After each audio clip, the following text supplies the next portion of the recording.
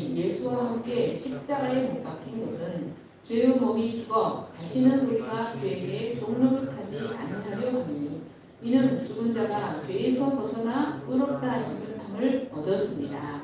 아멘. 시간 예배하러 오신 여러분을 모두 환영하고 축복합니다.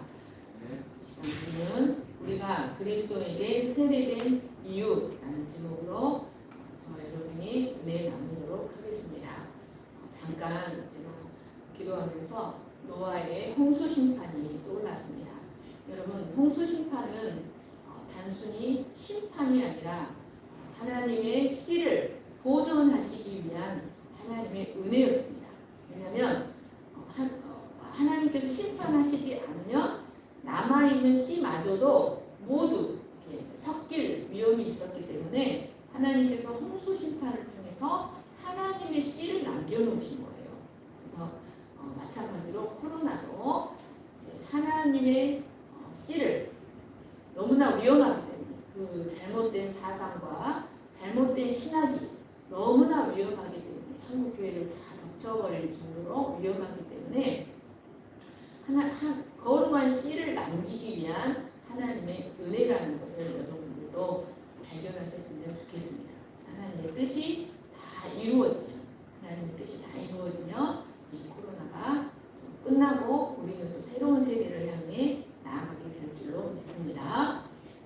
이 시간 우리가 그리스도에게 세례된 이유라는 말씀 제목으로 저와 여러분이 은혜 나누겠습니다. 자, 우리는 지난주 우리가 그리스도 예수의 죽으심에 합하여 세례를 받았다는 의미가 무엇인지를 살펴보았습니다.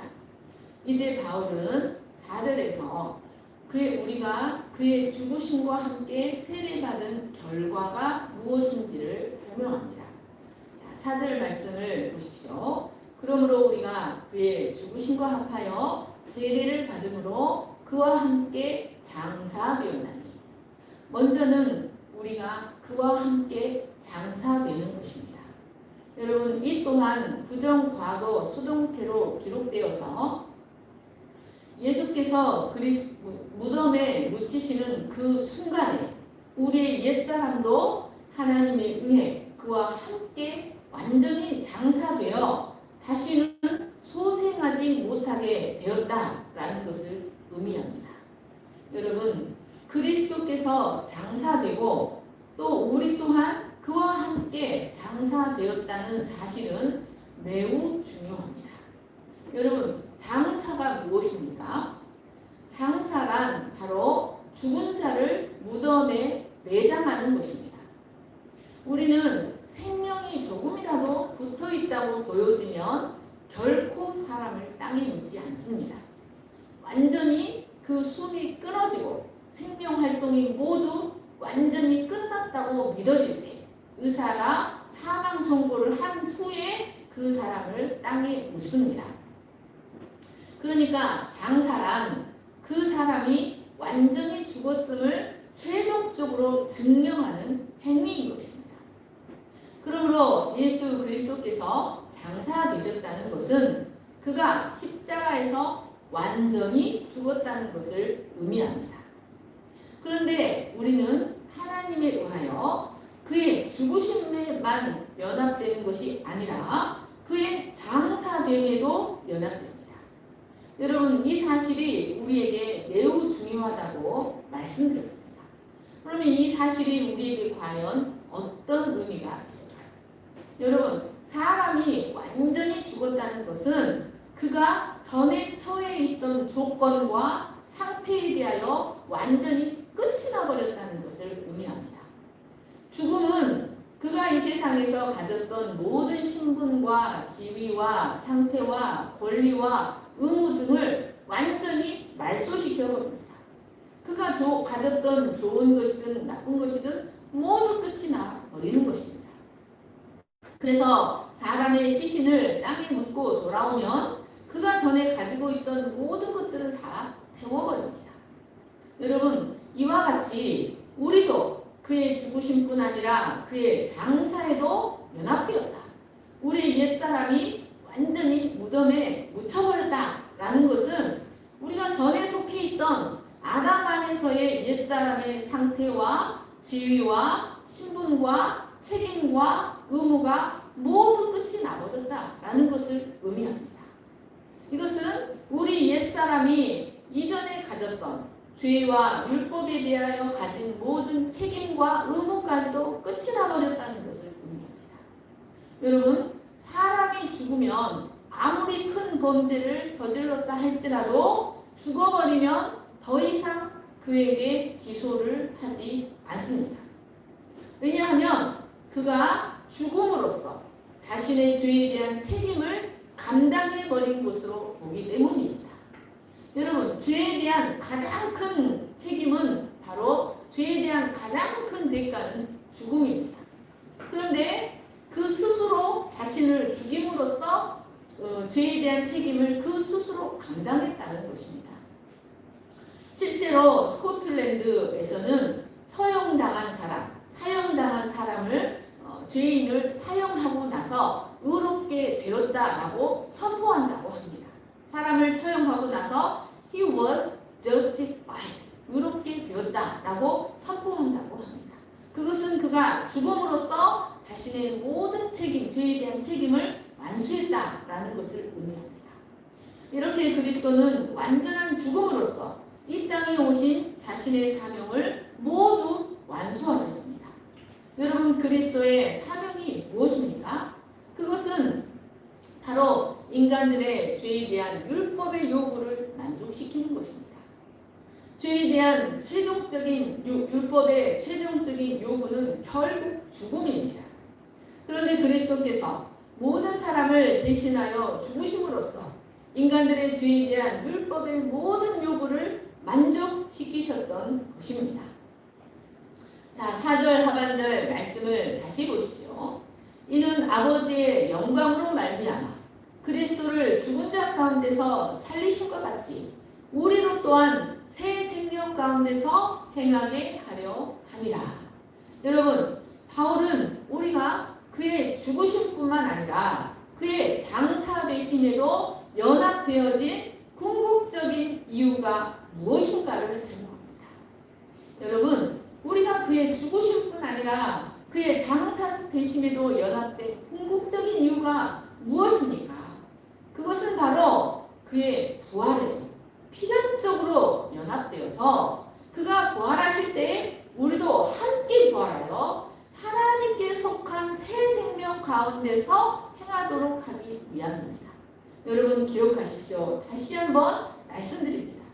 우리가 아버지의 그의 죽으심뿐 아니라 그의 장사되심에도 연합되어진 궁극적인 이유는 그리스도가 부활하실 때 우리도 함께 부활하여 하나님께 속한 새 생명으로 살아가는 자들이 되게 하기 위함이라는 것입니다. 여기 새 생명이란 카이노테티 조에스, new life, newness of life, 전혀 새로운 생명, 즉 죄로 인해 죽을 수밖에 없던 이전에 어둠에 속한 생명과는 질적으로 완전히 다른 새로운 생명, 그리스도 안에 감추인 아담 안에 속한 생명이 아니라 그리스도 안에 감추인 영원한 생명, 빛의 자녀로서의 생명을 말합니다. 그리고 여기 행하다라는 단어 페리파테손에는 그 원형이 페리파테어로 성경에서 아주 중요한 단어 중에 하나입니다. 하나님이 아주 자주 말씀하셨던 단어 중에 하나입니다. 이는 구약의 믿음의 선진 에녹에게 쓰였던, 그리고 율법서에 하나님이 반복해서 말씀하셨던 히브리어 할라크의 헬라어 여거입니다. 이는 살아가다, 이리저리 거닐다, 동행하다 라는 뜻이 있습니다. 사랑하는 여러분, 하나님의 궁극적인 소망은 바로 할라크입니다. 하나님께서 성령 세례를 통하여 우리를 그리스도와 연합시키신 궁극적인 목적은 바로 우리로 하여금 하나님의 생명으로, 하나님의 생명 안에서 하나님과 함께 동행하는 삶을 살아가도록 하시기 위하여 우리를 그의 죽으심에, 그의 장사됨에, 그의 부활 연합시키셨다는 말씀입니다. 출애굽기 16장 4절 말씀입니다. 그때 여호와께서 모세에게 이르시되 내가 너희를 위하여 하늘에서 양식을 비같이 내리리니 백성이 나가서 일용할 것을 날마다 거둘 것이라. 이같이 하여 그들이 내 율법을 준행하나 아니하나 내가 시험하리라. 하나님께서 출애굽한 이스라엘로 하여금 광야에서 매일 하늘에서 내리는 양식을 거두어 먹으며 살아가게 하신 궁극적인 이유는 바로 매일 하나님과 동행하는 법을 훈련하도록 하시기 위함이었습니다. 신명기 28장, 여호수아 22장 5절 말씀도 보십시오. 28장 9절입니다. 여호와께서 내게 맹세하신 대로 너를 세워 자기의 성민이 되게 하시리니 이는 내가 내 하나님 여호와의 명령을 지켜 그 길로 행할 것입니다. 여기 이 행하다가 바로 할라크입니다. 하나님의 율법 안에서 하나님과 함께 걸어가는 것입니다. 여호수아 22장 5절 말씀도 오직 여호와의 종 모세가 너희에게 명령한 명령과 율법을 반드시 행하여 너희의 하나님 여호와를 사랑하고 그 모든 길로 행하며 그의 계명을 지켜 그에게 친근히 하고 너희의 마음을 다하며 성품을 다하여 그를 섬길지니라 하고. 여러분, 하나님이 가장 원하시는 것은 어떤 큰 역사가 아니라 매일매일 하나님과 함께 걸어가는 것입니다. 매일매일 하나님의 생명 안에서 하나님과 함께 동행하는 것입니다. 여러분, 이것이 이스라엘을 부르신 궁극적인 목적이요 율법을 주신 궁극적인 목적입니다. 그러면 우리가 하나님의 생명 안에서 반드시 하나님과 함께 걸어가는 것이 그러면 왜 그렇게 중요할까요? 사랑하는 여러분, 그것은 바로 그것이 우리를 지으신 창조주 하나님이 우리를 위해 세우신 존재의 법칙이기 때문입니다.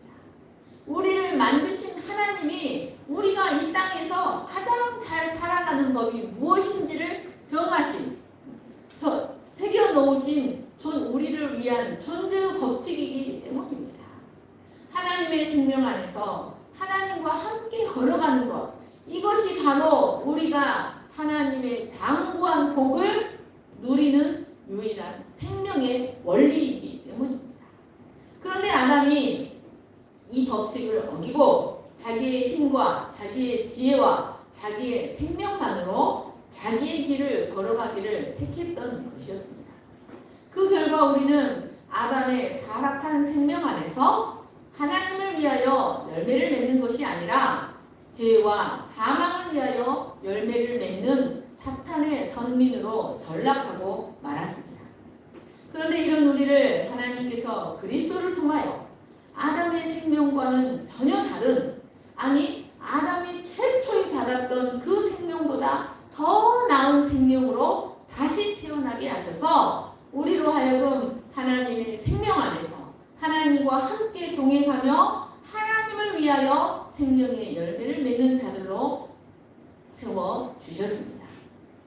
여러분, 이것이 바로 우리에게 임한 놀라운 첫째 부활의 은혜입니다.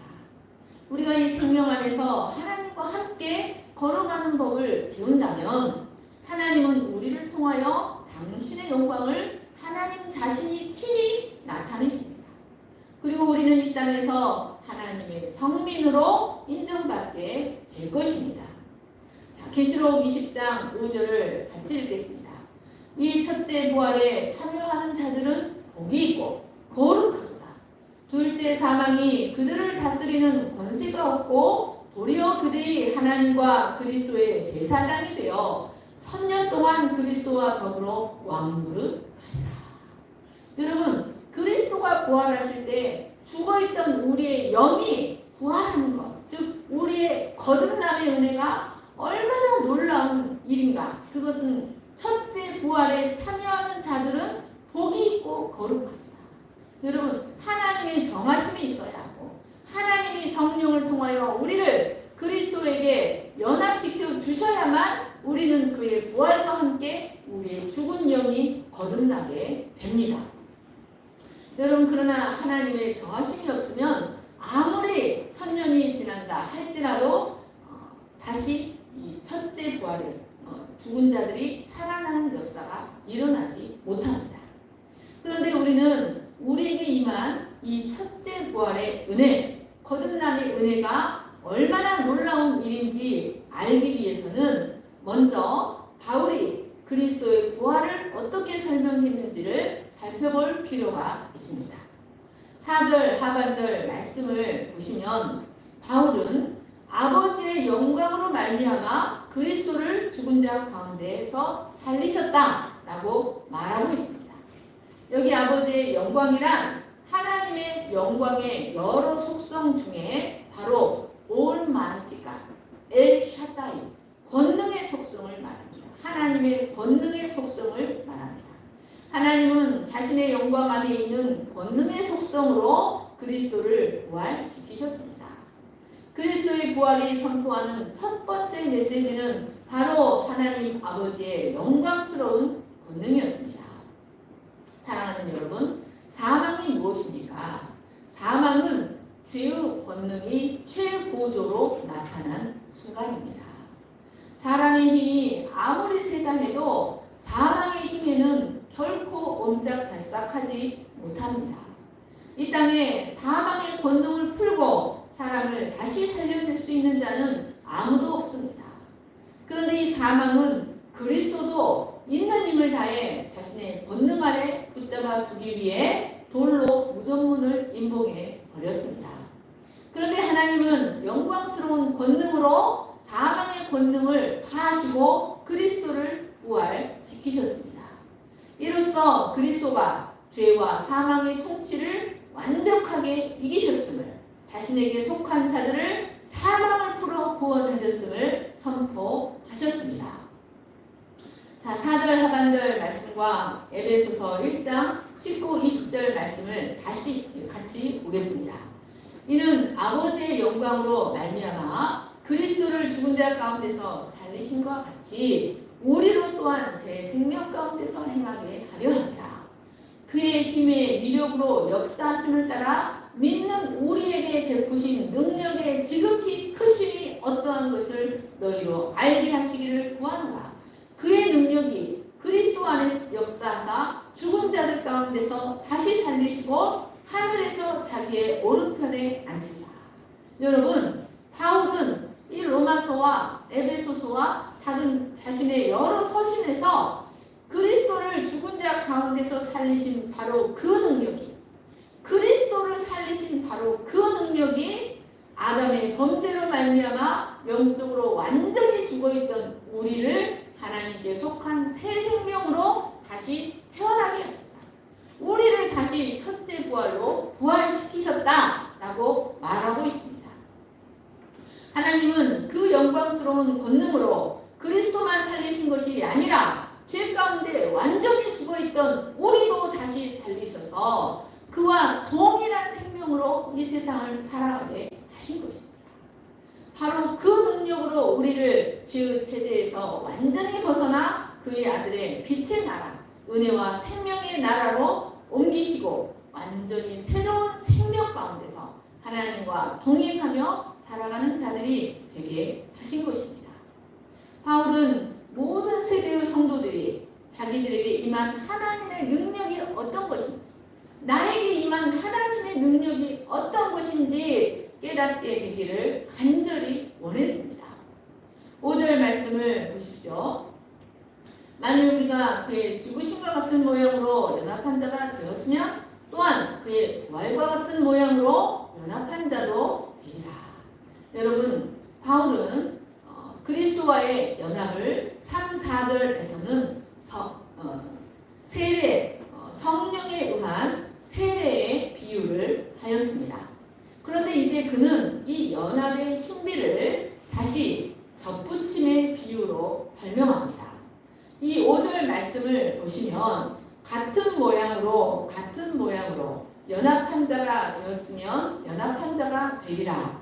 이 같은 모양으로 라는 말과 연합이라는 말이 반복돼서 기록되고 있습니다. 이는 이 단어들이 매우 중요한 의미를 내포하고 있다라는 것을 가르쳐 줍니다. 여러분, 이 단어들은 우리와 그리스도의 연합의 성격이 무엇인지를 보여줍니다.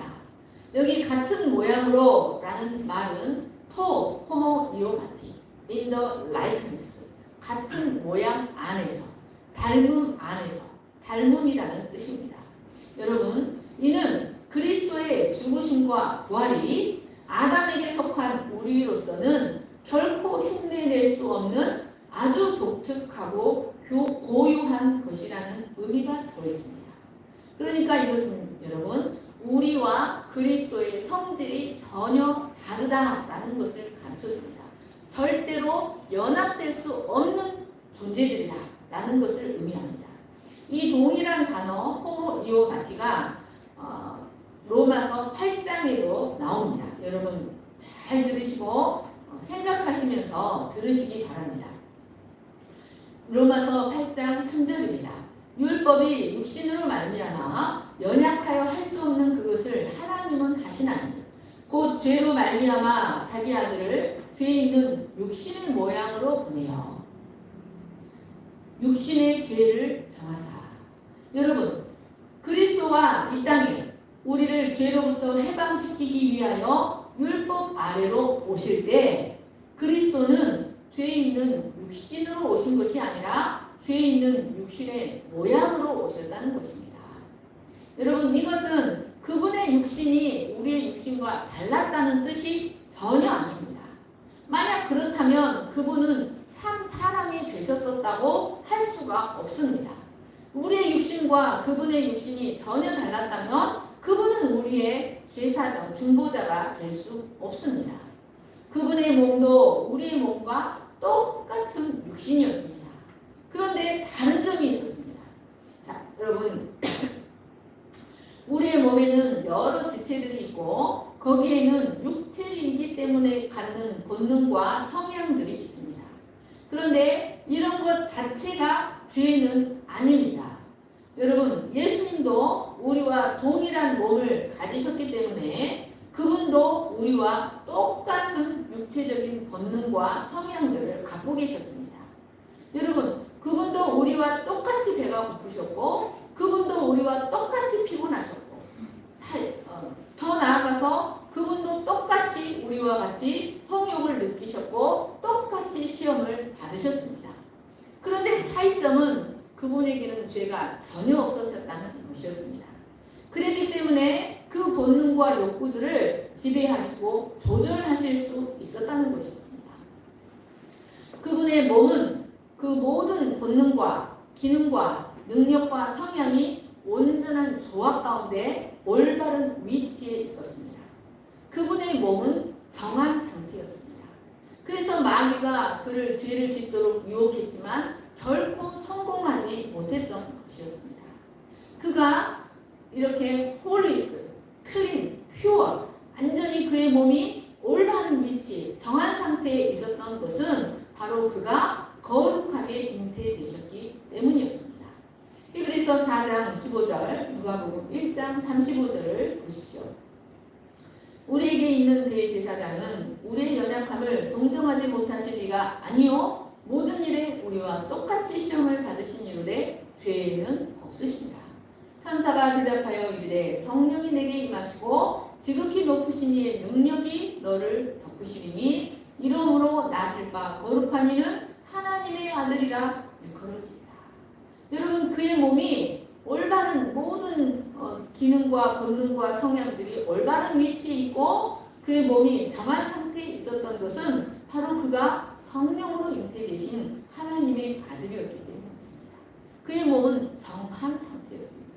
그런데 여러분, 우리는 전혀 달리 그와 달리 죄 가운데 잉태되고 죄 가운데 조성이 되고 태어나기를 부정한 상태로 태어납니다. 태어나기를 이런 욕구들을 지배할 수 없는 파괴된 상태로 부정한 상태로 태어나는 것입니다. 우리는 태어나기를 우리를 마침내 심판과 멸망으로 휘몰아 가고야만은 나쁜 정욕을 갖고 태어납니다. 이 정욕을 채워야만 몸과 마음이 잔잔해지는 악의 성향을 갖고 태어나는 것입니다. 이 정욕이 종이 있기 때문에 사탄이 이 정욕을 기초로 우리를 폭군처럼 지배합니다. 이런 우리는 그리스도와 그 성질이 전혀 다르기 때문에 1000번을 죽었다 깨어났다 할지라도 그의 죽으심과 부활에 연합되지 못합니다.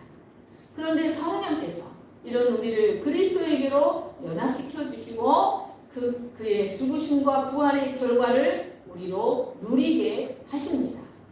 여기 6절, 5절 말씀에 연합한 자, 쉼피토이라는 단어는 접목하다라는 뜻입니다. 플랜티드, 접붙이다. 그래서 접붙여져서 함께 자라나다라는 뜻입니다. 그러니까 여러분 접붙이는 것이 무엇입니까? 어떤 나무를, 어떤 나무 가지를 종이 전혀 다른 나무에 접붙여서 그 나무와 유기적인 관계 속에서 그 나무로부터 영양분을 흡수하고 함께 자라가게 합니다. 그러면 여러분 그 나무까지는 그 전에 접붙여 있었던 나무의 열매를 맺힐까요? 이 새로 접붙여진 나무의 열매를 맺힐까요? 새로 접붙여진 나무의 열매를 맺습니다. 그래서 이전과는 전혀 다른 성질의 나무로 변화되게 합니다. 마찬가지로 우리는 본래 사탄에게 연합된 존재들이었습니다. 그래서 우리의 말과 행동에는 언제나 거짓되고 간교하고 강포하고 이기적인 사탄의 속성들이 나타났습니다. 그런데 하나님께서 이런 우리를 죄와 사탄이라는 나무에서 완전히 끊어서 성령의 능력으로 결코 접붙여질 수 없는 우리를 성령의 능력으로 참 포도나무 되시고 참 감람나무 되시는 예수 그리스도께로 접붙여 주신 것입니다. 로마서 11장 17절을 보십시오. 또한 가지 얼마가 꺾이었는데 돌 감람나무인 내가 그들 중에 접붙임되어 참 감람나무 뿌리에 진액을 함께 받는 자가 되었은지. 여러분 우리는 그리스도에게 접붙임 받아서 이제 그리스도로부터 생명을 공급받아서 우리의 생각하는 것이나 말하는 것이나 행동하는 것에 그리스도의 성품이 나타나고 그리스도를 닮은 열매가 나타나고 그리스도께서 하나님을 절대적으로 신뢰하셨듯 우리도 하나님을 절대적으로 신뢰하는 자가 되고 그리스도께서 하나님께 절대적으로 순복하셨듯이 우리도 하나님께 절대적으로 순복하는 자로 변화되게 된 것입니다. 5절 하반절 말씀을 보십시오. 또한 그의 부활과 같은 모양으로 연합한 자도 되리라. 우리는 이 말씀 여기 되리라 말씀은 shall certainly 확실히 된다. 그러니까 그리스도의 죽으심에 접붙여질 뿐만 아니라 우리는 그의 부활에도 접붙여서 반드시 새 생명 가운데서 하나님과 동행하는 삶을 반드시 향유하게 될 것이라는 말씀입니다. 우리는 그리스도의 모든 구원의 서정에 모두 연합되게 됩니다. 그래서 그의 부활뿐만 아니라 그의 죽으심뿐만 아니라 그의 장사되심, 그의 부활하심, 그의 승천, 그의 승귀에도 모두 연합되게 됩니다.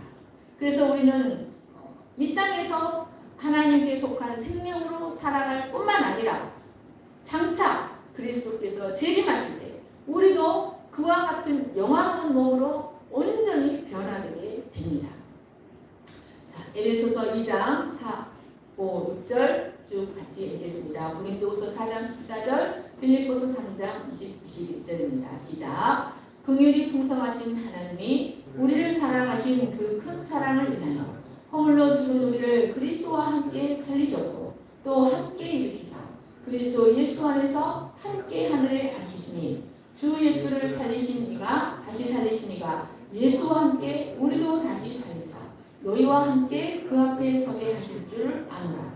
그러나 우리의 신인권은 하늘에 있는지라 거기로부터 구원하는 자 곧 주 예수 그리스도를 기다리노니 그는 만물을 자기에게 복종하게 하실 수 있는 자의 역사로 우리의 낮은 몸을 자기 영광의 몸의 형체와 같이 변하게 하시리라. 6절, 7절 말씀입니다.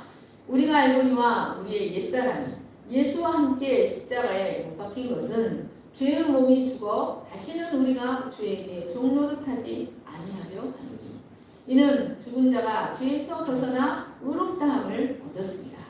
여러분, 우리가 알거니와 라는 의미가 무엇입니까? 여러분, 이 말은 이 본서의 수신자인 로마 교회의 성도들 뿐만 아니라 오고 오는 모든 세대의 성도들이 신자라고 한다면 모든 자들이 반드시 말씀에 대한 깊은 숙고와 통찰에 의하여 이 사실을 바로 깨닫고 이해하고 있어야만 하는 중요한 사실이라는 것을 의미합니다. 여러분, 우리가 그리스도인이라면 반드시 이해하고 인식하고 있어야 하는 그 중요한 사실이 무엇입니까? 6절 말씀을 보십시오. 그것은 첫째로 우리의 옛사람이 예수와 함께 십자가에 이미 못 박혀서 끝났다는 사실입니다. 그러니까 태어날 때부터 율법의 정죄 아래 태어나서 평생을 하나님의 진노 아래 살고 사탄의 폭력적인 지배 아래 평생을 살며 아담이 행한 죄의 결과들을 거두며 살아갈 수밖에 없는 아담 안에 속한 우리의 옛 자아가 그리스도와 함께 십자가에 못 박혀서 완전히 죽어버렸다는 사실을 우리가 알고 있어야 된다는 사실입니다. 그래서 율법의 요구가 모두 만족되었다는 사실을 우리는 분명히 깨닫고 알고 있어야 한다는 것입니다. 그런데 그것만 알면 안 됩니다. 우리는 그 사실뿐만 아니라 하나님께서 이렇게 우리의 옛사람을 예수와 함께 십자가에 못 박히도록 연합시키신 궁극적인 이유가 무엇인지도 정확히 알고 있어야 합니다. 바울은 이 사실을 4절에서는 우리로 새 생명 가운데서 행하도록 하기 위하여 우리를 그리스도에게 연합시키셨다라고 하였습니다. 그런데 여기서는 또 다른 표현으로 이렇게 말하는 것입니다. 그것은 바로 죄의 몸이 죽어 다시는 우리가 죄에게 종노릇하지 아니하도록 하기 위해서 우리를 그리스도에게 연합시키셨다는 것입니다. 여기 죄의 몸이란 죄에게 소유된 몸이라는 뜻입니다. 이것은 아직 완전히 구속당하지 못하여 우리의 영은 죄로부터 완전히 구속을 받았지만 아직 우리 몸은 완전한 구속을 받지 못했습니다. 그래서 죄는 아직도 우리 몸에서 활동을 합니다. 죄는 아직도 우리 몸에서 우리를 지배하고 있습니다.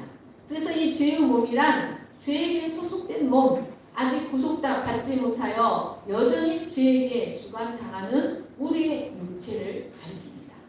그런데 죽는다는 말은 효력을 잃고 꼼짝하지 못하다, 활동이 정지된다라는 의미입니다. 여러분, 바울은 우리에게 임한 구원의 은혜가 우리의 영에만 역사하는 것이 아니라 우리의 육의 영역에도 역사한다고 말하고 있는 것입니다.